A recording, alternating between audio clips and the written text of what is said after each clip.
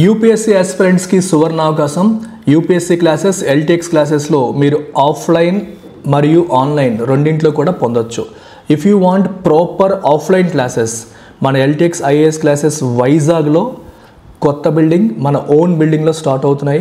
New batches 1 May 2025 నుండి వస్తున్నాయి. ఇది మీకు జాబ్ వచ్చేంత వరకు మీకు యాక్సెస్ ఉంటుంది.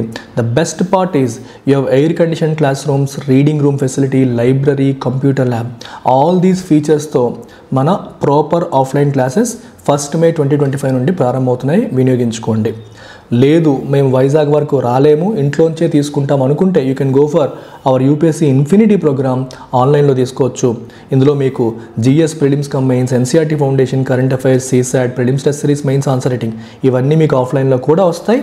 ఇది కేవలం 60,000 రూపాయలకే 5,000 పర్ మంత్ ఈఎంఐ ఆప్షన్తో లైఫ్ టైం వ్యాలిడిటీతో మీరు పొందవచ్చు. ఓకే, ఆన్లైన్ కావాలన్నా ఆన్లైన్ ఆప్షన్ ఉంది, ఆఫ్లైన్ కావాలంటే ఆఫ్లైన్ ఆప్షన్ ఉంది. You can choose both. And the best part is inaugural ఆఫర్లో భాగంగా ఆఫ్లైన్ తీసుకునే వాళ్ళకి ఆన్లైన్ ఫ్రీగా ఇస్తున్నాం. Online access is absolutely free as part of our inaugural offer. ఎవరైతే ఆఫ్లైన్ జాయిన్ అవుతారో ఆన్లైన్ యూపీఎస్సీ ఇన్ఫినిటీ మీకు లైఫ్ టైం వ్యాలిడిటీతో కంప్లీట్గా ఫ్రీగా ఇస్తున్నాము. ఆఫ్లైన్లో మీకు 19 బుక్స్ కూడా వస్తాయి. ఎగ్జామ్ కోసం కంప్లీట్ సిలబస్ కవర్ చేసేలాగా 19 బుక్స్ కూడా మీకు ఇవ్వడం అనేది జరుగుతుంది. So do make use of this opportunity. Take care, bye. ఏమైనా డౌట్స్ ఉంటే ఈ నెంబర్కి మీరు కాంటాక్ట్ చేయండి, వివరాలు తెలుసుకోండి.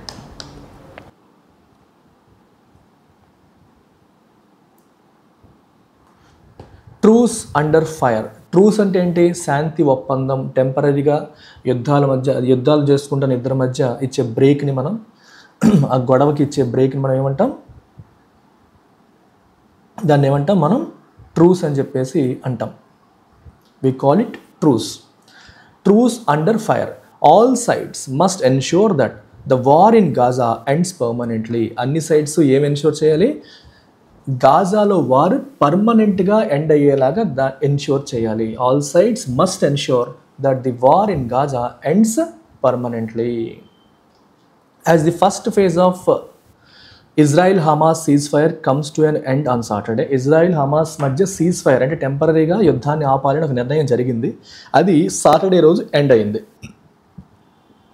So there are growing signs that the already fragile truce is under enormous strain. So first phase end అయింది. సో ఇప్పుడు there are growing signs అంటే సైన్స్ అనేవి పెరుగుతుంది. సైన్స్ అంటే ఏంటి? సిగ్నల్స్. మనకి ఎటువంటి సూచనలు వస్తున్నాయి? ఆల్రెడీ ఫ్రజైల్ అంటే ఈజీలీ బ్రోకెన్, వీక్ లేదా ఈజీలీ బ్రోకెన్ని ఫ్రజైల్ అంటాం. ఈ శాంతి ఒప్పందం ఆల్రెడీ వీక్గా ఉంది. సో ఇది ఆల్రెడీ ఎనామస్ ట్రైన్లో ఉంది. ఎప్పుడు బ్రేక్ అయిపోతుందో తెలియదు, మళ్ళీ ఎప్పుడు యుద్ధం స్టార్ట్ అయిపోతుందో తెలియదు అన్న సిచ్యువేషన్ మనకు కనిపిస్తుంది.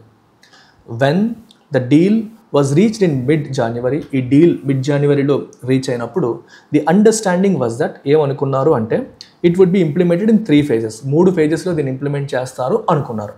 ఇన్ ద ఫస్ట్ ఫేజ్లో Israel was required to reposition some of its troops. Israel తన ట్రూప్స్ అంటే బలగాల్ని రీపొజిషన్ చేయాలి. అంటే ప్రజెంట్ ఎక్కడైతే ఉన్నారో అక్కడ ఉండకూడదు, వాళ్ళు వేరే పొజిషన్లోకి వెళ్ళాలి, పొజిషన్ మార్చాలనేది మొదటిది.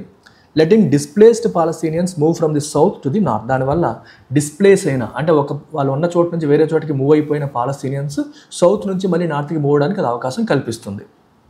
And release more than 1,000 security prisoners in return for some 32 hostages. 32 మంది హోస్టేజెస్ అంటే బందీలకి రిటర్న్గా 1000 మంది సెక్యూరిటీ ప్రిజనర్స్ని రిలీజ్ చేయాలి అనేది ఒప్పందం. ఇన్ ద సెకండ్ ఫేజ్లో both sides are required to bring the war to an end. రెండో ఫేజ్లో 2 సైడ్స్ కూడా యుద్ధాన్ని ఎండ్కి తీసుకురావాలి. Are required to bring the war to an end. By the third phase is about the reconstruction of Gaza. So third ఫేజ్లో సర్వనాశనం అయిపోయిన గాజాని మళ్ళీ రీకన్స్ట్రక్ట్ చేసుకోవాలి. ఇది వాళ్ళ మధ్య జరిగిన శాంతి ఒప్పందం, ట్రూస్. In the first 42 days both sides stuck to their commitments. రెండు వైపులా కూడా సైడ్స్ వాళ్ళ కమిట్మెంట్స్కి స్టిక్ అయి ఉన్నాయి. డిస్పైట్ ఛాలెంజెస్ ఉన్నప్పటికీ కూడా వాళ్ళు కమిట్ అయ్యే ఉన్నారు. Hamas released 38 hostages. హమాస్ వాళ్ళు 38 మంది హోస్టేజెస్ని రిలీజ్ చేశారు. And Israel freed hundreds of prisoners. Israel కూడా 100 కొద్ది ప్రిజనర్స్ని, ఖైదీని రిలీజ్ చేసింది. Talks for the second phase were to begin days earlier. So second phase కోసం చర్చలు కొన్ని రోజుల క్రితం మొదలవ్వాల్సి ఉండింది. Prime minister Benjamin Netanyahu sent delegation అంటే ఏంటమ్మా, ఒక బృందం. డెలిగేషన్ అంటే మీనింగ్ ఏంటి, ఒక బృందం, ప్రతినిధుల బృందాన్ని మనం డెలిగేషన్ అంటాం. అయితే డెలిగేషన్ వర్డ్ గురించి ఇంకొంచెం మనం టచ్ చేద్దాం. ఇక్కడ డెలిగేషన్ ఇంట్రెస్టింగ్ వర్డ్, ఇది అందరికీ ఉపయోగపడే వర్డ్, యూపీఎస్సీ వాళ్ళకి కూడా. సో డెలిగేట్ అనేది మీరు వర్బ్గా తీసుకుంటే మీనింగ్ ఏంటి, నీ కింద వాళ్ళకి బాధ్యతను అప్పచెప్పడం. I have delegated this responsibility to another person. So వీడు ఒక పెద్ద ఎంప్లాయీ, వీడు ఒక చిన్న ఎంప్లాయీ, వీడు తన రెస్పాన్సిబిలిటీని కొంత బాధ్యత వీడికి అప్పచెప్పాడు. That is called delegation. యూపీఎస్సీకి పాలిటీలో we have a concept called delegated legislation. Delegated legislation అంటే అర్థం ఏంటి అంటే, మనకి పార్లమెంట్ ఉంది కదా, పార్లమెంట్ పని ఏంటి, టు మేక్ లాస్, చట్టాలు చేయడం పార్లమెంట్ యొక్క పని. అయితే పార్లమెంట్ సంవత్సరం అంతా మీటింగ్ జరుగుతాయి, జరగవు. సంవత్సరంలో కొన్ని రోజులు మాత్రమే పార్లమెంట్లో మీటింగ్ జరుగుతాయి. పార్లమెంట్లో ఎవరు ఉంటారు, ఎంపీలకి టెక్నికల్ నాలెడ్జ్ ఉంటుందా, సబ్జెక్ట్ నాలెడ్జ్ ఉంటుందా, ఉండదు. వాళ్ళకి ప్రజల పల్స్ ఏంటో తెలుస్తుంది, ప్రజాప్రతినిధులు కాబట్టి, కానీ టెక్నికల్గా దే ఆర్ వీక్. సో ఒక చట్టం చేసేటప్పుడు ఎంపీలు వాళ్ళంతా వాళ్ళు అన్నీ చేయగలుగుతారా, చెయ్యలేరు. సో వాళ్ళు ఎవరి మీద డిపెండ్ అవుతారు, మన అడ్మినిస్ట్రేషన్ పైన. అంటే ఐఏఎస్లు, మనకి ఐఏఎస్ ఆఫీసర్స్, వీళ్ళందరి పైన వాళ్ళు డిపెండ్ అవుతారు. వాళ్ళ డిఫరెంట్ మినిస్ట్రీస్ ఏవైతే ఉంటాయో ఆ మినిస్ట్రీస్లో ఉన్న అడ్మినిస్ట్రేషన్ పైన వాళ్ళు డిపెండ్ అవుతారు. అందుకే ఏదైనా చట్టం పార్లమెంట్లో ఆమోదం పొందినప్పుడు చట్టం యొక్క స్కెలిటన్ అంటే హై లెవెల్ స్కెలిటన్ మాత్రమే అక్కడ డిస్కస్ చేస్తారు. డీటెయిలింగ్ అంతా కూడా మళ్ళీ రెస్పెక్టివ్ మినిస్ట్రీలో ఉన్న ఎగ్జిక్యూటివ్ బ్రాంచ్. ఎగ్జిక్యూటివ్ అంటే అర్థం ఏంటి, లెజిస్లేటివ్, ఎగ్జిక్యూటివ్ అంటాం కదా. లెజిస్లేటివ్ చట్టాలు చేస్తుంది, ఎగ్జిక్యూటివ్ చట్టాలను ఇంప్లిమెంట్ చేస్తుంది. అయితే మనం లెజిస్లేచర్ అనేది చట్టాలు చేస్తుంది, ఎగ్జిక్యూటివ్ ఇంప్లిమెంట్ చేస్తుంది అంటున్నాం. కానీ ఇక్కడ ఎగ్జిక్యూటివ్ అంటే ఏంటి, మన మినిస్ట్రీస్ వీళ్ళంతా వాళ్ళే ఈ చట్టాలు కూడా చేస్తారు. బేసికల్ ఇక్కడ ఏమవుతుందంటే స్కెలిటన్ పార్లమెంట్లో డిసైడ్ అయిపోతుంది.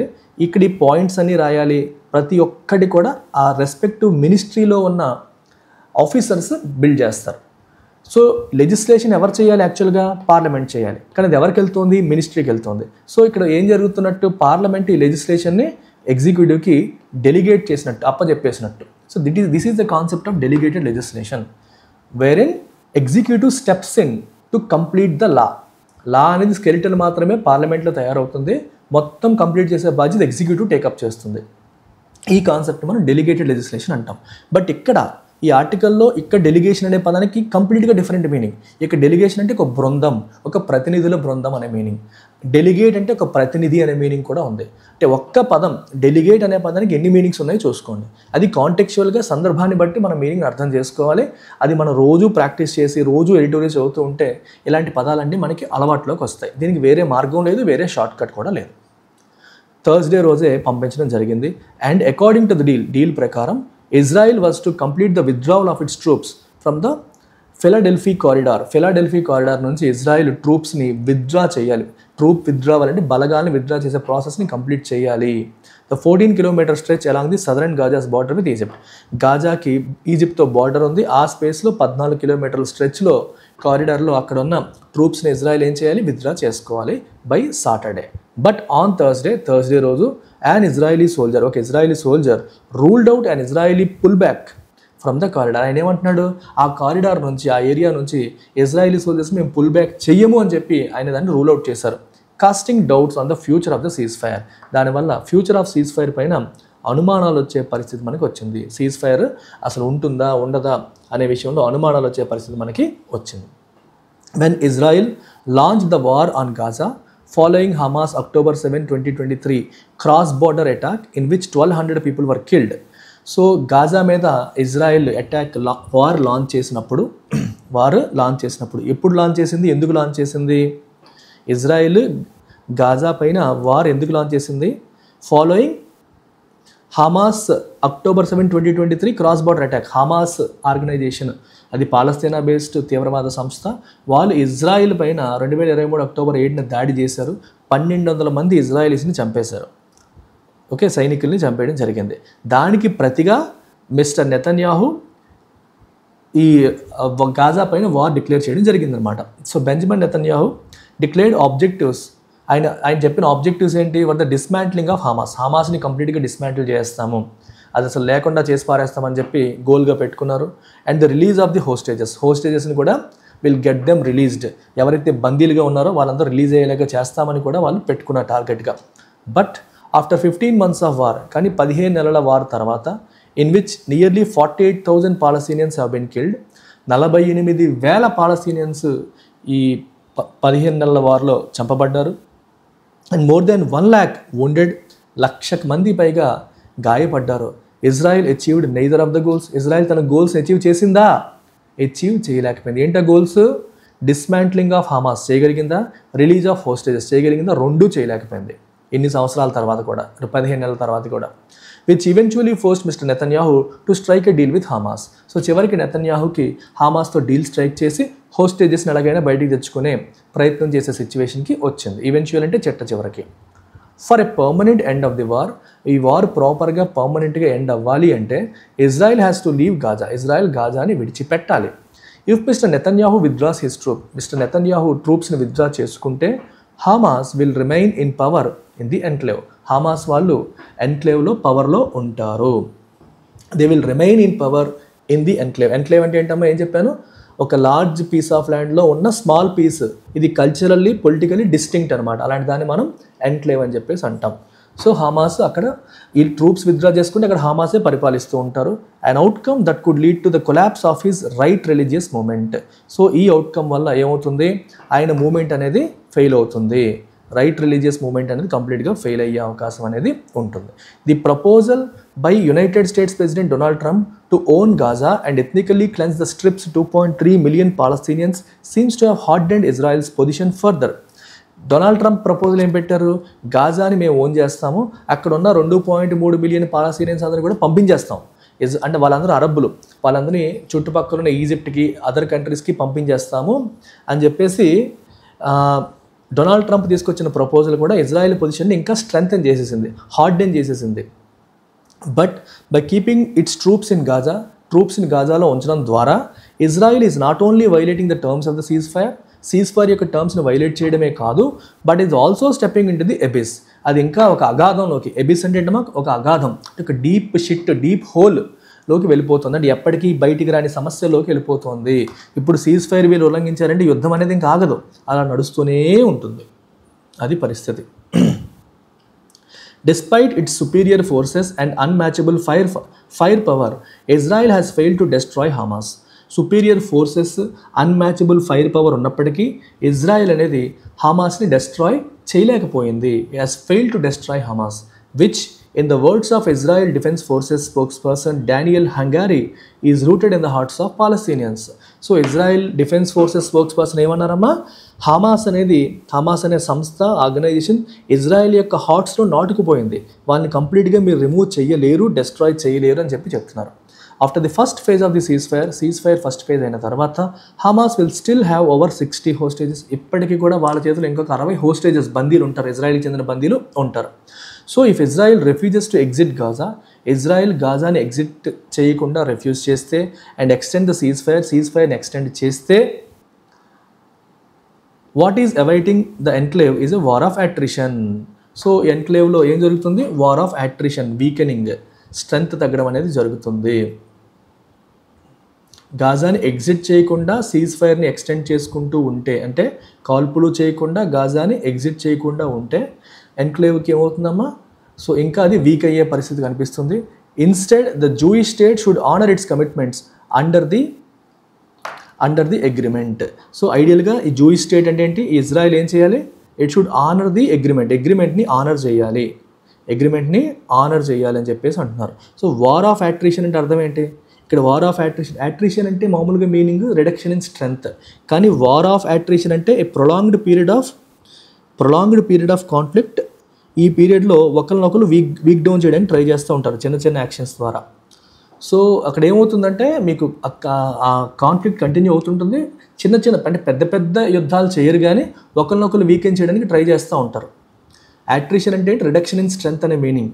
సో వార్ ఆఫ్ అట్రిషన్ అంటే అర్థం ఏంటి? ఒక్కసారిగా లార్జ్ స్కేల్ యుద్ధం జరగకపోవచ్చు, కానీ ఒకరినొకరు స్ట్రాటజికల్గా వీక్ చేయడానికి ప్రయత్నాలు చేస్తూ ఉంటారు అని అర్థం అనమాట. సో అలాంటి పరిస్థితి వస్తుంది. సీజ్ ఫైర్ని ఎక్స్టెండ్ చేస్తే పెద్ద యుద్ధం జరగదు, కానీ ఒకరినొకరు వీకెండ్ చేయడం చిన్న కార్యక్రమాలు అనేవి జరుగుతూ ఉంటాయి. బట్ అది కూడా కాదు, జూయిష్ స్టేట్ ఏం చేయాలి? ఇజ్రాయెల్ ఏం చేయాలి? తన కమిట్మెంట్స్ని, అగ్రిమెంట్లోని కమిట్మెంట్స్ని ఆనర్ చేయాలి. The US rather than make outlandish statements such as ethnically cleansing Palestinians. America ఏం చేస్తుందో ఒక పాలస్తీనాన్ని నుంచి మొత్తం పాలస్తీనియన్స్ అందరినీ గాజా నుంచి పంపించేద్దాం, అప్పుడు గొడవలు పర్మనెంట్గా ఎండ్ అయిపోతాయి కదని అవుట్లాండిష్ అంటే ఒక స్ట్రేంజ్ అన్యూజువల్ స్టేట్మెంట్స్ ఇస్తుంది. అలాంటివి చేసే బదులు should use it's leverage over Israel. Israel పైన అమెరికాకి ఇన్ఫ్లుయెన్స్ ఉంది, ఇజ్రాయెల్ అమెరికా మాట వింటుంది, దాన్ని ఉపయోగించి అండ్ ఇట్స్ అరబ్ నైబర్స్, అలాగే చుట్టూ ఉన్న అరబ్ నైబర్స్ కూడా అమెరికా మాట వింటారు, వాళ్ళని ఉపయోగించి తన ఇన్ఫ్లుయెన్స్ని ఉపయోగించి సీజ్ ఫైర్ని ప్రాపర్గా ఇంప్లిమెంట్ చేసేలాగా చేయాలి. And draw up plan for post war Gaza. War అయిపోయిన తర్వాత గాజాని ఎలా రీబిల్డ్ చేయాలి అనే విషయంలో ప్లాన్ వేయాలి. That includes it's governance and reconstruction. అంటే గాజాని ఎవరు పరిపాలించాలి, గవర్నెన్స్ స్ట్రక్చర్ ఏంటి, రీకన్స్ట్రక్షన్ ఎలాగా, మళ్ళీ దాన్ని ఎలా బిల్డ్ చేయాలి, ఎలాంటి వాటిపైన అమెరికా ఫోకస్ చేయాలి. తన ఇన్ఫ్లుయెన్స్ని ఆ రకంగా అమెరికా ఉపయోగించాలి. కానీ అక్కడ ఉన్న పాలస్తీనియన్స్ అందరినీ పంపించేస్తాం, వాళ్ళు ఈజిప్ట్కి గట్రా పంపించేస్తే ఇంక గొడవలే ఉండవు కదా, ఇట్లా చెప్తుంది అనమాట. అంటే ఆ లొకేషన్తో ఆ ప్రాంతంతో వాళ్ళకి పెనవేసుకున్న బంధాన్ని మీరు ఒక్కసారిగా చెరపాలంటే చెరపలేరు. ఆ పాయింట్ అసలు ఆయన పట్టించుకోవట్లేదు. ఎందుకు గొడవలు, ఆ ఒక్క ఏరియా నుంచి వెళ్ళిపోతే యుద్ధం అయిపోతుంది కదా అని చెప్పి ట్రంప్ సింపుల్గా తేల్చి పారేస్తున్నారు. కానీ అది సెంటిమెంటల్గా యాక్సెప్టబుల్ కాదు. ప్లస్ చుట్టూ ఉన్న అరబ్ కంట్రీస్ కూడా దాన్ని యాక్సెప్ట్ చేయవు. మరి టోన్ ఆఫ్ ది ఆథర్ ఏంటి చెప్పండి. ఆథర్ టోన్ పాజిటివ్గా ఉందా, క్రిటికల్గా ఉందంటే క్రిటికల్గా ఉంది. అంటే సీజ్ ఫైర్ అగ్రిమెంట్ని ప్రాపర్గా ఫాలో అవ్వట్లేదు అని చెప్పి అంటున్నారు. So it is critical as well as analytical. Critical as well as analytical అని మీరు చెప్పొచ్చు. లెవరేజ్ అంటే అడ్వాంటేజ్ అని, మీనింగ్ అని. మనకి ఫర్ ఎగ్జాంపుల్ చాలా మీనింగ్స్ ఉన్నాయి లెవరేజ్కి. సో లెవరేజ్ అంటే you have to take leverage of the situation అంటారు. అంటే take benefit, take advantage of అంటాం. అది ఒక మీనింగ్. ఇంకో మీనింగ్ ఏంటి లెవరేజ్కి? లెవరేజ్ అంటే ఇంకొక మీనింగ్ వచ్చేసి ఇన్ఫ్లుయెన్స్. నీకు వాళ్ళ మీద లెవరేజ్ ఉంది అంటే ఇన్ఫ్లుయెన్స్ ఉంది, నువ్వు చెప్పింది వాళ్ళు వింటారు అని, దాన్ని ఉపయోగించండి అని. అలా 2-3 మీనింగ్స్ మనకి లెవరేజ్ ఉన్నాయి. మనకి కండిషన్స్ అనుకూలంగా ఉన్నాయి అనుకోండి, India has leveraged conditions and scored 350. కండిషన్స్ని యూజ్ చేసుకొని 350 రన్స్ స్కోర్ చేసింది అంటాం కదా, క్రికెట్లో వాడుతుంటారు లెవరేజ్ అనే పదం ఎక్కువగా. సో చాలా మీనింగ్స్ ఉంటాయి మనకి. అలాగే మీరు ఫినాన్స్లో తీసుకుంటే, ఎకనామిక్స్లో తీసుకుంటే లెవరేజ్ అంటే అప్పు. సో ఒక కంపెనీ ఎక్కువగా అప్పు తీసుకుంది అనుకోండి, దానికి లెవరేజ్ ఎక్కువ అని చెప్పి అంటాం. సో డిఫరెంట్ మీనింగ్స్ ఉంటాయి. Try this. What is the central argument of the passage? ఈ ప్యాసేజ్ యొక్క సెంట్రల్ ఆర్గ్యుమెంట్ ఏంటి? Israel Hamas ceasefire is a temporary solution but must lead to a permanent resolution. ఇది కరెక్ట్లా ఉంది కదా, ఇది temporary solution, ఇది పర్మనెంట్ రెజల్యూషన్కి లీడ్ అవ్వాలి. The US should directly intervene and take control of the Gaza? No. Israel has successfully met its objectives? No. Hamas is entirely responsible? No. So బేసిక్గా extreme options అన్ని eliminate చేసేసేయండి. Hamas is entirely responsible, Israel has successfully met its objectives, US should directly intervene. ఇవన్నీ తప్పులే. Correct answer is A. Which of the following can be inferred from the passage? Passage నుంచి ఏమి infer చేయొచ్చు చెప్పండి.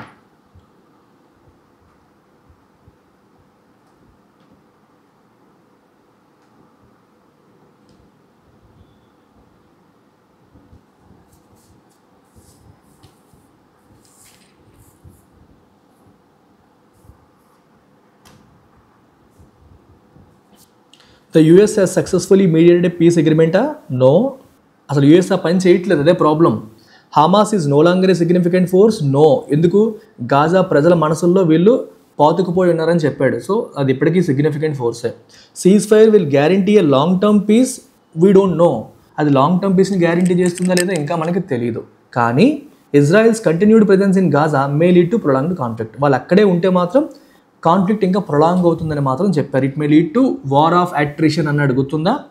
అది war of అట్రిషన్కి దారి తీయొచ్చు.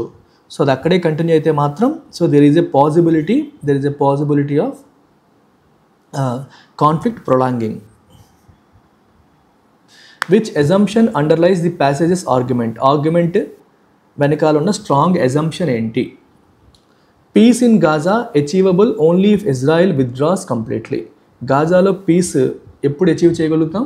Only if Israel withdraws completely. Israel కంప్లీట్గా విత్డ్రా అయితే తప్పితే మనం గాజాలో పీస్ని అచీవ్ చేయలేము. గాజాలో పీస్ని మనం విత్డ్రా చేయలేము. అంతేనా?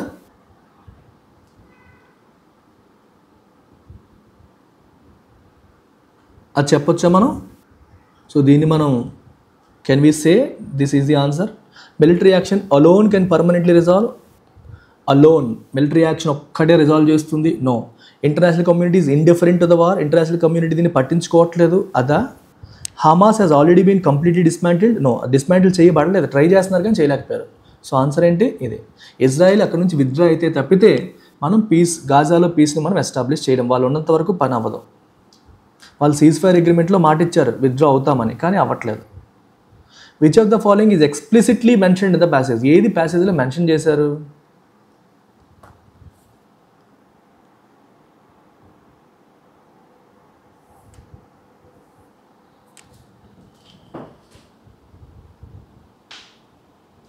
ప్యాసేజ్లో ఏది క్లియర్గా మెన్షన్ చేశారు చెప్పండి.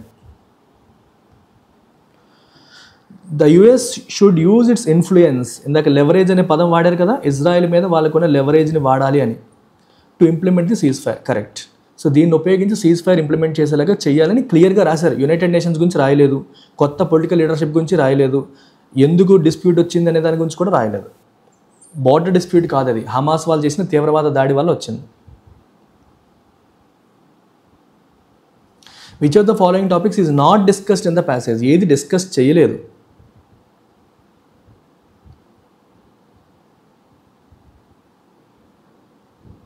Which of the following is not discussed in the passage? ఏది డిస్కస్ చేయలేదు? The number of hostages still held by Hamas. Hamas చేతిలో ఇంకా ఎంతమంది హోస్టేజెస్ ఉన్నారనేది చెప్పలేదా? చెప్పారు. Israel's military superiority over Hamas. The role of United Nations in brokering peace. The humanitarian crisis caused by war. ఏది discuss చేయలేదు? United nations గురించి అసలు మాట్లాడలేదు ఎక్కడ కూడా. యునైటెడ్ నేషన్స్ గురించి ఎక్కడా డిస్కస్ చేయలేదు. ఎంతమంది చనిపోయారు ఏంటని చెప్పారు? ఇజ్రాయెల్ యొక్క బలం గురించి క్లియర్గా చెప్పారా అంటే క్లియర్గా, రెండో బి కూడా క్లియర్గా ఎక్కడ చెప్పినట్టుగా లేదు. కానీ యునైటెడ్ నేషన్స్ యొక్క రోల్ అసలు పొరపాటున కూడా ఎక్కడ మాట్లాడలేదు. యునైటెడ్ నేషన్స్ గురించి ఎక్కడ మాట్లాడలేదు కాబట్టి ఇది పెట్టేద్దాం. వైలేషన్ అనే పదానికి బెస్ట్ సినోనిమ్ ఏంటి?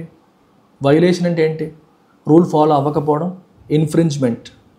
ఎడ్హియర్ అంటే ఫాలో అవ్వడం, రికన్సిలియేషన్ అంటే కలిసిపోవడం, అకార్డ్ అంటే ఒప్పందం. ఇన్ఫ్రింజ్మెంట్ అంటే అగైన్ వేరే వాళ్ళ దాంట్లోకి వెళ్ళిపోవడం, చొరబాటు అనే మీనింగ్ వస్తుంది.